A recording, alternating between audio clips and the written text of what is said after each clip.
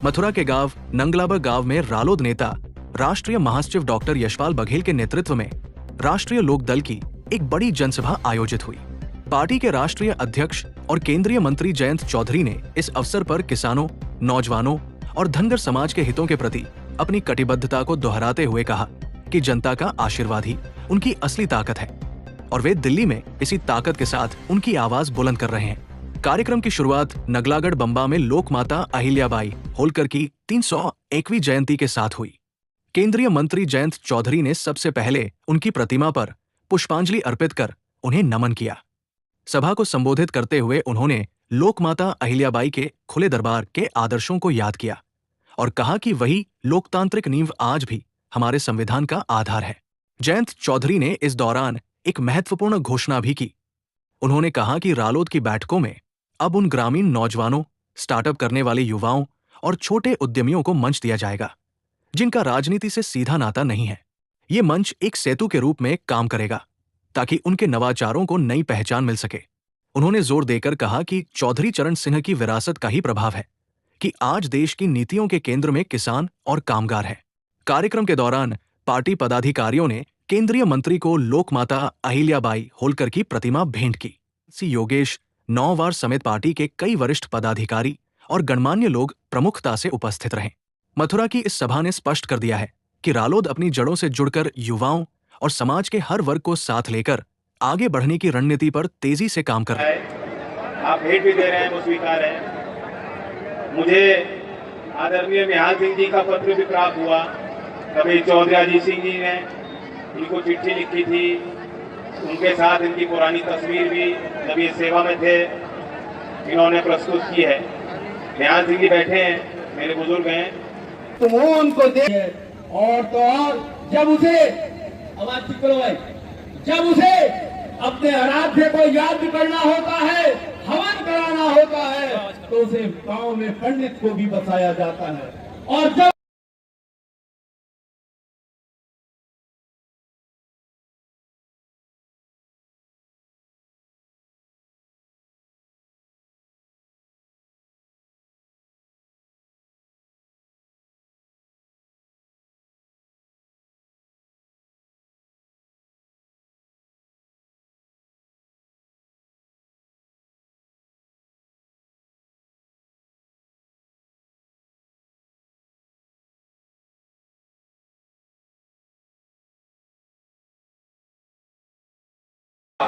वक्त बीत चुका, ऐसे महान हस्ती को आप भुला नहीं पाए हो, क्योंकि उनका इतना बड़ा योगदान देश के लिए। उन्होंने घाट भी बनवाए, ब्रज की बहुत अपार सेवा उन्होंने की। देवी अहिल्याबाई होलकर की स्मृति में आज का आयोजन हो रहा है। पहले तो मैं उनको अपनी श्रद्धांजलि अर्पित करता हूँ। उनको मानने और जानने वाले लोग, उन्हीं की जमात यहाँ उपस्थित है, आपका नमन करता हूँ और आभार भी व्यक्त करता हूँ कि एकाग्रित होकर आपने अहिल्याबाई जी को याद भी किया, जो उन्होंने समाज में एक आदर्श दिया है, ताकि अगली पीढ़ियां भी उनको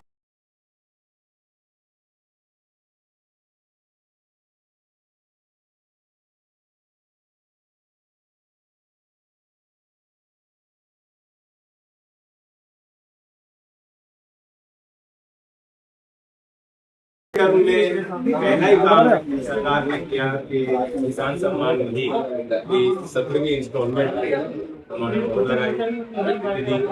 जैसा जानते हैं 9.5 करोड़ किसान अब तक इस योजना में लाभान्वित हो चुके हैं। अभी मैंने बैठक की मथुरा में जहाँ मछली पालन की बात रखी, उसकी भी संभावनाएं यहाँ ब्रज के क्षेत्र में है।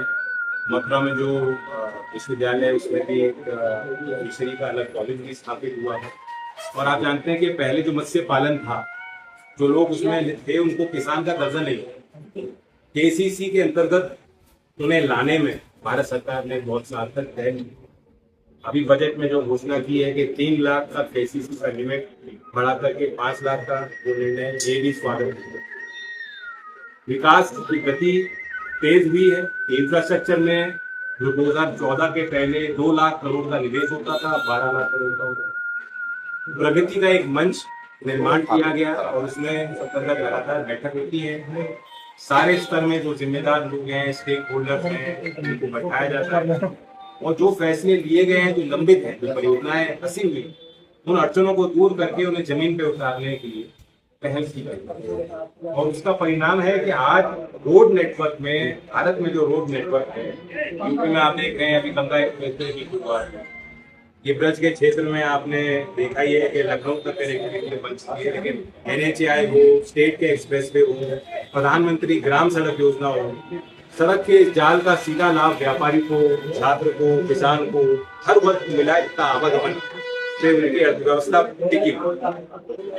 दुनिया का second largest road network, third largest metro network, third largest civil aviation market, ये सारे वो आंकड़े हैं जो बताते हैं कि इंफ्रास्ट्रक्चर पे किस प्रकार से जो एक लंबी अवधि के एक निवेश होता है, लेकिन उससे लोगों की जीविका का निर्माण होता है। भारत सरकार ने प्राथमिकता बनाई, निवेश किया और उसका एक सार्थक प्रभाव अब दिखाई दे। विकास भी और विरासत जो सिर्फ एक महज नारा नहीं है, लोगों को अपनी संस्कृति से, अपने इतिहास से जोड़े रखना, जो हमारी परंपराएं, गाँव के लोग जो भी चीज नहीं आती है उसे बहुत तेजी से अपनाते हैं, क्योंकि उनको दिखाई देता है कि परिवर्तन का लाभ, जो ढांचागत व्यवस्था में जो कमियां हैं, जिस कारण से पिछड़ापन ग्रामीण क्षेत्र में रहा है, इसलिए गांव के लोग तीव्र गति से जो भी नई चीज आती है, टेक्नोलॉजी आती है, उसका उपयोग करते हैं। लेकिन गांव के लोग अपनी परंपराओं से भी, अपनी जमीन से जुड़े हुए। अपने लोक भाषाओं को बढ़ावा देने के लिए राष्ट्रीय शिक्षा नीति का निर्माण किया गया। बाबा साहब भीमराव अम्बेडकर के पंचतीर्थ का निर्माण हो, आपके बिरसा मुंडा जी के जयंती को विशेष दिवस के तौर पे मनाने की बात हो, अहिल्याबाई देवी जी के नाम से महिला उद्यमियों को 25 लाख रुपए तक की सहायता राशि देने के लिए एक विशेष केंद्र की योजना हो, सरदार पटेल की स्टैच्यू ऑफ यूनिटी हो, चौधरी चरण सिंह जी को भारत रत्न देने का फैसला हो, कर्पूरी ठाकुर जी को भारत रत्न देने का फैसला हो, ये सब भी उस विकास की सोच को दर्शाते हैं जहां विरासत को भी अहमियत दी गई है और पहले की तरह उसे नजरअंदाज करके सिर्फ एक मॉडर्न परिभाषित विकास को आगे बढ़ाना, ये भारत सरकार का संकल्प नहीं है। अगले ज्यादा ट्वीट किया है कि बंदे चलाओ चोट कर रही है। देखिए, अखिलेश जी ने ट्वीट किया है, मुझे लगता है कि राज्य सरकार ने उस पर कार्रवाई की है। दूध का दूध, पानी का पानी, भूल जाए। अयोध्या के बाद मुख्यमंत्री कार्रवाई चला रही है, क्या कहना है? पारदर्शिता जो जीवन के हर क्षेत्र में है, तो यदि कोई श्रद्धा से दान करते हैं तो उनकी भी उम्मीद है कि वो मंदिर के विकास में जो विधि है उसमें सम्मिलित हो, पारदर्शी तरीके से जो है उसका हिसाब किताब भी होता है। तो अब कोई मांगता नहीं है, लेकिन उसमें कम से कम कोई भ्रष्टाचार ना हो।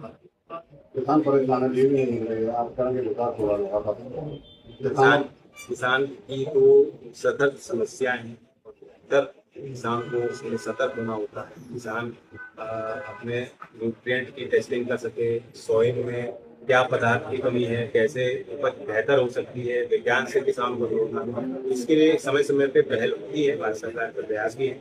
अभी भी कृषि मंत्रालय ने 1 महीने के विशेष अभियान को छेड़ा है और बेहतर